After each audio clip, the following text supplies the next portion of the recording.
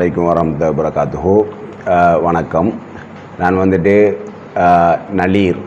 நான் இப்பொழுது நாயுதமலி பிரதேச சபை தேர்தலில் சுவச்சை மோலா நம்பர் ஃபுட்பால் சின்னத்தில் இந்த முறை எங்களுடைய குழு களமிறங்கியிருக்கின்றது. இம்முறை தமிழர்களோடு சேர்ந்து இந்த சபையை ஆட்சி செய்யக்கூடிய ஒரு சுயேட்சை குழுவாக நாங்கள் களமிறக்கியிருக்கின்றோம். ஏனென்றால் இந்த சபையில் பெரும்பான்மையாக தமிழர்கள் வாழ்ந்து வரார்கள். முஸ்லீம்கள் அதில் 34% வாழ்ந்து கொண்டிருக்கிறோம். 0.0 பௌத்த மத இருக்கிறார்கள். ஆகையால் அனைவரும் ஒன்றிணைந்து இந்த சபையை எடுத்து செல்ல வேண்டும் என்பதில் எந்த விதமான ஐயமும் இல்லை. இந்த கட்டாக்காளி மாடுகள் வீதி ஓரங்களில் நிறைய கிடக்கின்றது.